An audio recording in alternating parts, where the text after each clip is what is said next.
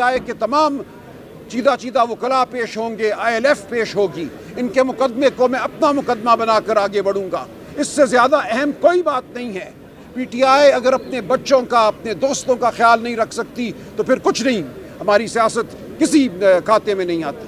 تو میں آپ کو یقین دلاتا ہوں، آپ کا غم، آپ کی اذیت، آپ کی تکلیف میرے لیے ہر چیز سے زیادہ اہم ہے۔ تو انشاءاللہ جو آپ کو کفالت کی ضرورت ہے وہاں بھی ہم مدد کریں گے۔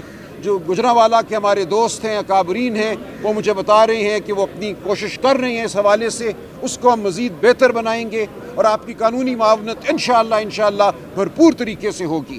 لیکن یہ ظلم نہیں ہونا چاہیے تھا، کسی کے ساتھ یہ ظلم نہیں ہونا چاہیے۔ کسی کی وابستگی کسی بھی سیاسی جماعت سے ہو، وہ سب سے پہلے ایک خامند ہے، ایک بیٹا ہے، ایک بھائی ہے، ایک بچہ ہے۔ یہ پاکستانی ہیں۔ پاکستانیوں کو اس طرح ایک درندگی کے ساتھ ان کے ساتھ سلوک کرنا کسی طرح بھی جائز نہیں ہے۔ تو ہم حق سچ کے لیے لڑتے رہیں گے، ہم حقیقی آزادی کے لیے لڑتے رہیں گے۔ ہماری سیاست اسی لیے ہے کہ اس ملک میں انصاف ہو، ہر ایک کو انسانیت سے دیکھا جائے، انسانیت کا سلوک ہو۔ تو آپ کے ساتھ یہ نہیں ہوا، میرا سر جھکا ہوا ہے آپ کے سامنے، میں آپ سے معذرت مانگتا ہوں۔ آپ کے آنسو بہت قیمتی ہیں، مجھے معاف کیجیے، ہم سب کو معاف کیجیے، ہم آپ کے ساتھ آگے بڑھیں گے اور انشاءاللہ آج کے بعد آپ کی ہر پیشی میری ذاتی پیشی ہوگی۔ آپ کا بہت شکریہ، میں میڈیا کا بھی شکریہ ادا کرتا ہوں۔ اور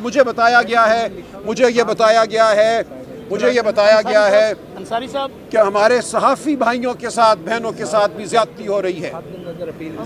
چپ کر جائیں۔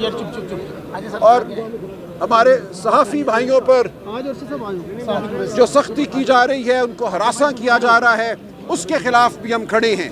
رسوانہ صاحب ہائی کورٹ بار کے صدر ہیں، یہ میرے ساتھ کھڑے ہیں۔ ہم صحافیوں کا، صحافت کا مقدمہ بھی لڑیں گے۔ صحافت کے بغیر سچ باہر نہیں آ سکتا۔